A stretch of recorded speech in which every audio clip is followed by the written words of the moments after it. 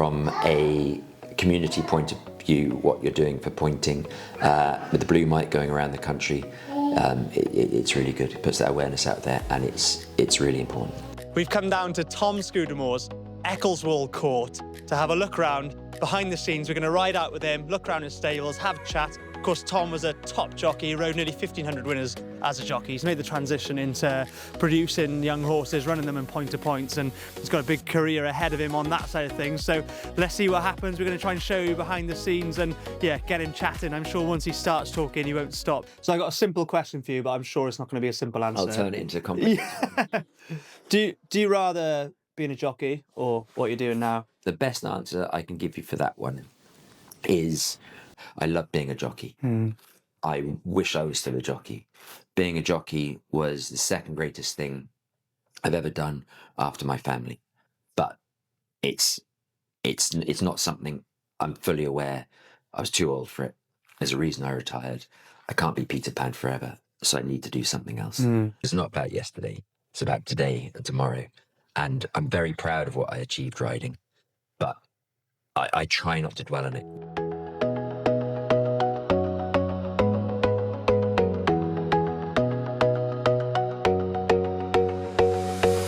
Right, now we'll get your tack up together.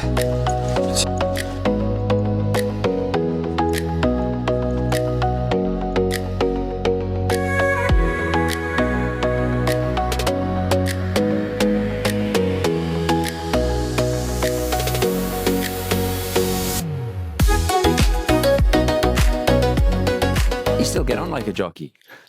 That's unbelievable. Yeah, I can't do that anymore. I think I popped a rib yesterday, sat on a train.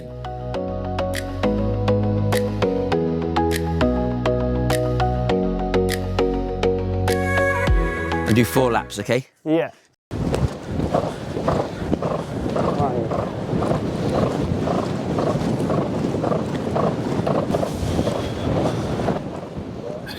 So. Is that 3 or 4? Maths isn't his strong point. Some ground team told me I'd done 3. Didn't you get here on camera? So luckily, he's not very good at adding, but he's very good at fractions. He got the fraction spot on. So when it's dry, that's brilliant. When it's wet, this is brilliant. What's easier, being a jockey or training horses? I didn't realise how spoilt I was. Yeah. It's a hard life, and it's hard to get out of that mentality. And it's really interesting when you see the other side of it and that sort of balance of it. You do realise how fortunate you were. And it's funny, all the bits I thought I'd miss, I don't. And everyone says, oh, you missed the weighing room, and is that, you know, when you go to the weighing, when you went to the weighing room, you just cut yourself off. Yeah. What's the story of this place then? Dad bought it about 25 years ago. Yeah. And then it's been the family yard since then. So you were thrown into, or you threw yourself rather into the deep end when you started here then? It was straight from 0 sort of to 100 then? Yeah. I suppose, like, the first, and I was still learning about it.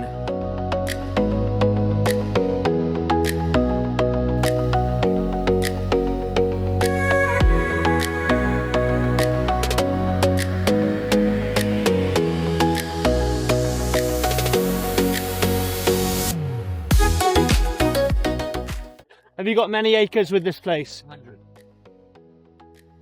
So what does that land do then? What does that land do? What do you do with the land? So this bit, we own everything to the right-hand side.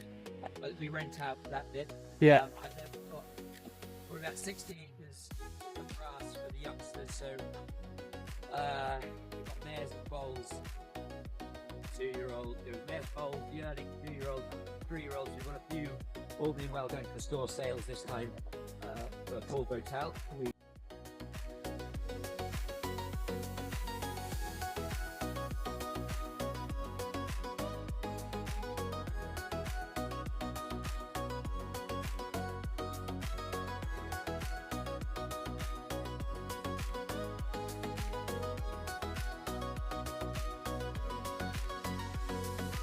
I hear you're a fellow Welshman. Yes, yeah, Carmarthen area. So yeah. And Griff, but that's not actually a real name, is it, Griff? No, it's Llyr, but it's pretty hard to pronounce around here, so Griff's easier. So. Yeah. So have you got a favourite horse here then, or how do you see it all? Yeah, I'd say so. I've got a favourite filly. She just been broken in a few months ago, so no, she's going on good. So always nice to have favourites. So. Yeah. And then how do you find sort of working? So you've worked in other yards previously, but they've been more standard racing yards rather than producing. Yeah. This is sort of a different element, I suppose. It's more at the start of their career instead of during, I suppose. But no, it's a totally different aspect, but it's a different aspect to enjoy, and it's a lot of learning. So it's very good. Yeah. And Tom was very nice and complimentary to you when you were riding that horse earlier. Is he always like that? Oh, definitely. Yeah. No, it's great to have Tom riding out just to support, and it's good to learn from the best, isn't it? So. Yeah. And Tom at times has been like making himself out to be like somebody who's quite difficult to work for. Is he a good boss? Is he good to work for? Honestly, no, he is grand to work for. No, he is very, very, very good, very positive, good fun, good laugh. So, yeah, it's great. Yeah, and you got a good team here? Yeah, 100%. We're a small-knit team, and we have been, the whole time.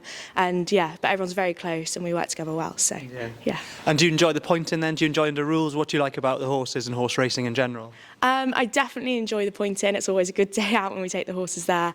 I'm looking to go, hopefully, under rules at some point, if we have anything that goes, or in the future. But, yeah, so, I just enjoy going racing, basically. Yeah. So racing's in your blood, I'd say, more than anyone. I'd say in the sense that your granddad won the Grand National in the 1950s, is that right? And, well, if just very briefly, I know your family's history in the sport, but don't forget you've been retired a couple of years now. As people come into the sport, don't even have a clue who you are. So, so just tell us, your granddad won the Grand National, your dad was a champion jockey. It goes back a little bit. So historically, it goes back even further. Yeah, my great-grandfather rode pointing. He was a very successful point-to-point rider just before the outbreak of the Second World War. He rode one of the best hunter chasers in the country, who was favourite for the Grand National just before war broke out. So that shows. So he came back from the war. He rode point-to-pointing for a bit longer. Granddad then got going. Granddad his first ride at Hereford at age 14, and then my great-grandfather started training a few, and amazingly in 1951 or 52 he trained the winner of the Supreme Novice Hurdle with Grandad on board. And it's amazing how 75 years ago how things changed, because literally Grandad passed the post and he said, all right, that's it, I'm going to go back to farming now. To Grandad, he's like, you trained a winner at the Cheltenham Festival, you'd think, here we go, I know how to train now. And he turned around and he said to my grandfather, he said, right, I've given you a leg up now, job done. Yeah. I'm going back to farming. So then Grandad was a very successful jockey. He won the Gold Cup in 1957, the King George in 1956, and he won the Gold Cup. The Grand National in 1959. On a horse called Oxo, which is hence why everything we have from here, all the horses we buy are store horses, and run under the Eccleswell Court banner, all carry the synonym Oxo. So everything you name yourself basically will have Oxo somewhere in the name. Oxo in the name, because it's just it just feels right, and it's important. You look at Manila or what the Doyles do. It shows the school they've come from, and I think that's important. So what does success look like for you in the next 5-10 years then, or what are you striving to achieve? I'm not going to narrow it down. Everyone sits around and says, oh, we'd like to have a Cheltenham Festival winner or Grade 1 winner or Gold Cup winner. That's nonsense. You can't go out and say, I want to achieve consistency. I want to achieve consistent winners. As I said to you before, it gives me enormous pleasure working with the people that we do, that trust us, that people that don't take fools gladly, the likes of Dave Evans and those, come back, are happy with what we're doing, and it's building on that reputation. And I want them, I want to be in a position when horses go to the sales from here or go into training from here, that they've had that opportunity to achieve, and that we're in a position where we can allow them to fulfill their potential. So it's almost a strong, robust business, and then just maximising each horse, absolutely. I suppose, on the daily. And making the most. A horse, you want horses to be good. An expensive one, you want it to be good. But frankly, if a horse is capable of winning a point to point, if a horse is capable of being rated 80 over hurdles, if a horse is capable of being rated 190 over fences, whatever we're doing, we're allowing that potential to be maximised.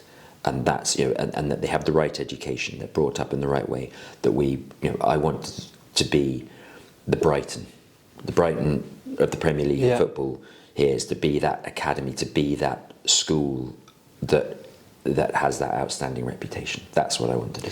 So how much, talking about point to point and then as a sort of broader topic, I suppose, how important is it to you that, to you personally, and from a business point of view, and as a fan of racing and rural culture and all the rest of it, that point to pointing continues to thrive, or it's contracted a little bit in Britain, but it continues to be strong and underpin our sport? I'm a great believer in anything that you have to build on the foundations. With point to pointing, it's fundamentally vital, and point to pointing is the foundation of national hunt racing, whatever way we look at it. The most successful jockeys, generally the most successful horses, the most successful trainers, have all had a background in point to pointing. And in the training, Paul Nicholls, Nicky Henderson, they either rode in point to pointing, brought up in point to point. Paul Nicholls' history is steeped in point to pointing. He was never stronger than when Richard Barber was producing his horses, and that is the importance of national hunt racing. National hunt racing, I don't think, can survive without strong point to pointing. We've proven time and time again that the good horses can come from the British point to pointing field. We have good race courses, we have good facilities, we've got good jockeys, and now we have good producers, and consistently good producers. And I think the one thing that has been fantastic for British pointing are the bonus series, because as soon as we've announced it, Ireland followed suit. So that shows you straight away that it's the right path, it's the right thing to do. Thanks for the coffee. You had a couple of free lots out of me. Have I still got it? You never lost it. Never had it. Yeah.